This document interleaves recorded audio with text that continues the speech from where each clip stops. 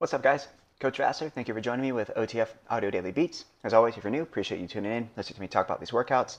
If you find value in them and you want to support me, information is in the description to do so. If you have any feedback, let me know. We're going to talk about Wednesday, September 17th. This workout does not repeat in the month, so just be aware of that. It's an ESP 30-30. We'll talk about the 2G, talk about the 3G, and then wrap it on up.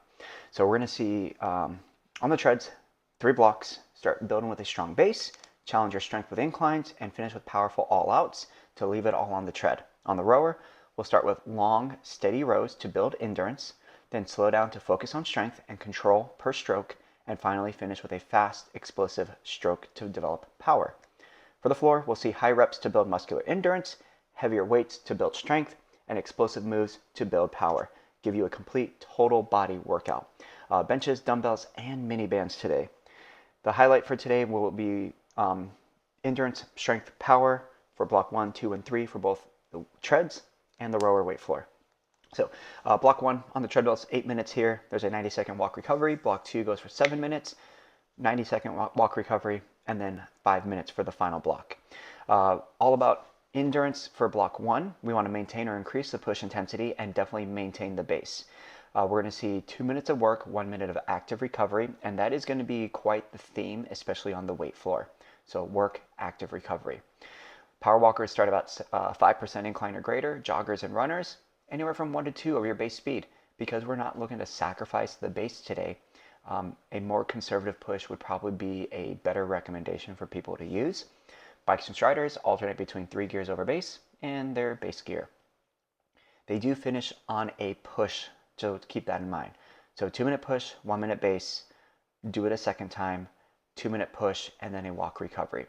Since they have that walk recovery on the other side and they finish at a push, they might not need the full 90 seconds. In fact, encourage members to get back to base as soon as they see heart rate kind of tap into that green. Now, block 2, 7 minutes here, and the intention is to maintain their base speed as the incline goes up. It'll start conservative and then build up throughout the block. So we're going to see a very similar heart rate response compared to the first block where they were starting out fresh. So that first hill, just a little bit of elevation to the heart rate. The next hill, it'll go higher. The third hill, even higher. The fourth hill will probably be the highest that we see the heart rate so far. We're going to start with a 5% incline if they power walk, 3% if they jog or run, and it goes up by 1 every round. For the bikes and striders, they will keep alternating between their push and base gear to match a similar heart rate response. For the treads, while they're doing incline and flat road. Knowing that the base is shorter, they may potentially do a higher gear compared to what they did in block 1. So if they did 3 gears for their 2-minute push, encourage them to try 4 gears for this 1-minute base climb and alternate between that and their base gear. And just like in block 1, they do finish on that final effort into a walk recovery. So 3, 4, 5, and then a 6% incline. And of course, power walkers, 2% higher than that. So 5, 6, 7, and then 8. 90-second walk, and then we go into their final block. Very simple. We're going to see 4 rounds of a 30-second all-out, 1-minute walk recovery, and we're looking to maintain or increase the all-out. Because it is a 2-to-1 ratio, definitely be aggressive on this all-out. Take the full minute to recover, and then build up into that next all-out. If people can get back to base right away, they can, but encourage them to take the full rest and really see how well they could perform with these all-out efforts.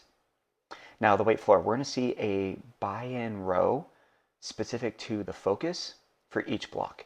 So block 1, endurance, 40 strokes at base. Now, if they keep their stroke rate from the warm-up, that 18 to 24, 40 strokes will probably take most people right around that 2-minute range.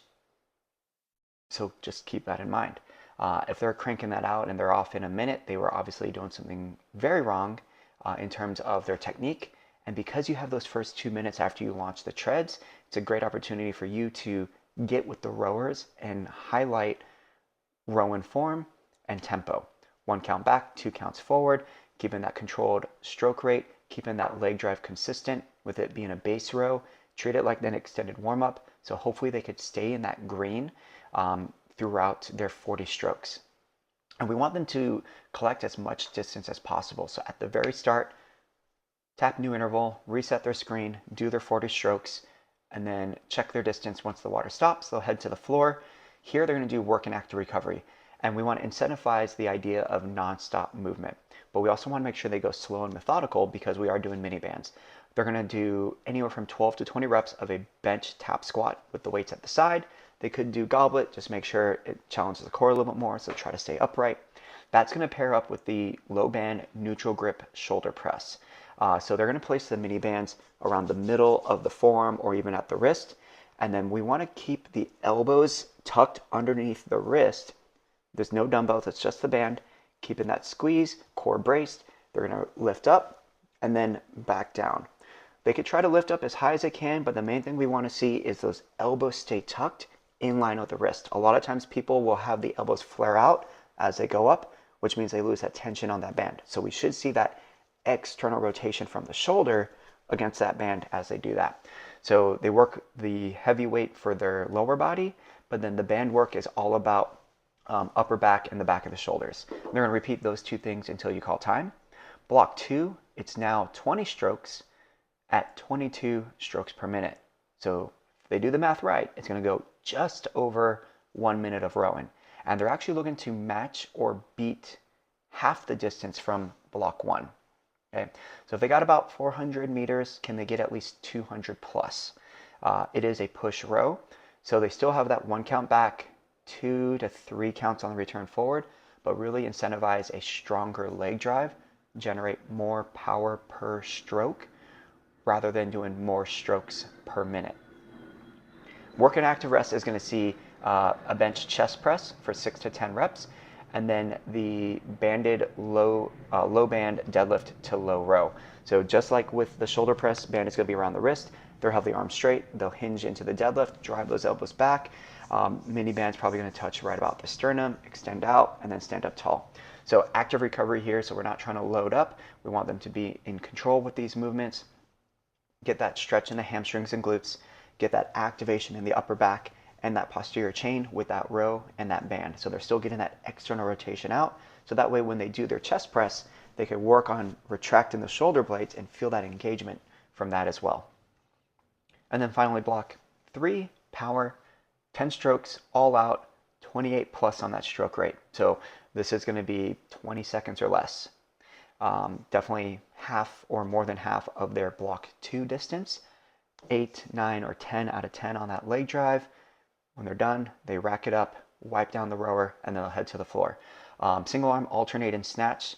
For people who have any overhead restrictions, they could do a sumo squat to upright row with power, either as a single dumbbell or do 2 dumbbells. If they do single, obviously half the reps, anywhere from 4 to 8 total reps. And then they're going to do the crunch hold with scissors. Band is still around the wrist. Arms are extended, they crunch up, and the feet go up and down. Their finisher is going to be the alternate and snatch.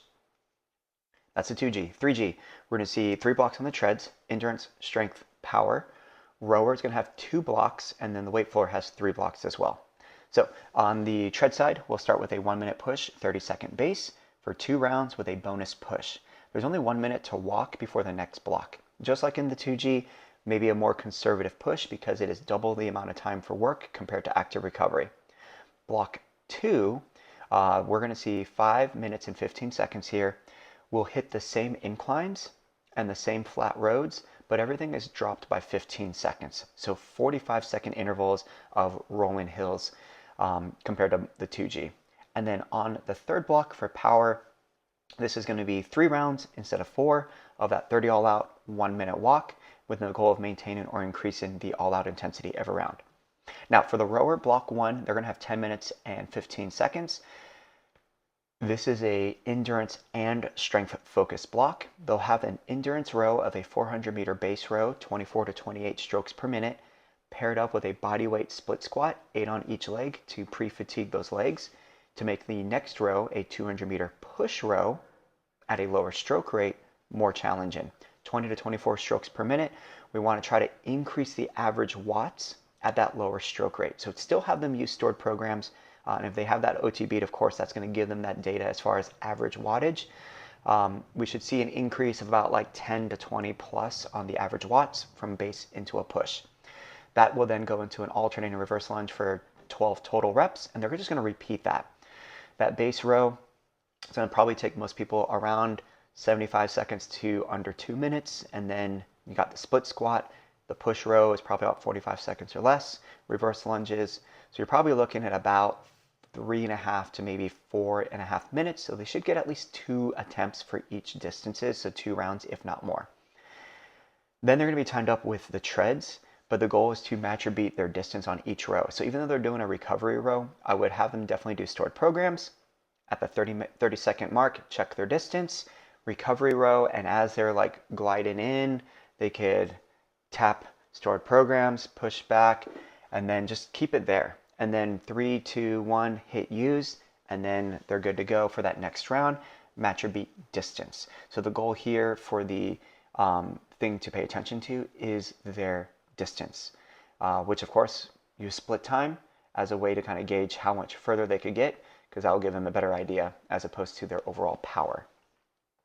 The final block, it is all the movements from the 2G, but of course separated. So block 1, in-turns tap squat, and then the banded shoulder press. Block 2, chest press, deadlift to low row with the band, and then block 3, alternating snatch with the crunch hold and scissor, and the finisher is also the single arm snatch. And that's going to be it. So once again, this is Wednesday the 17th. It does not repeat as we lead into these repeat workouts starting on Thursday, and eventually for most people the dry try on the weekend. Coach it down.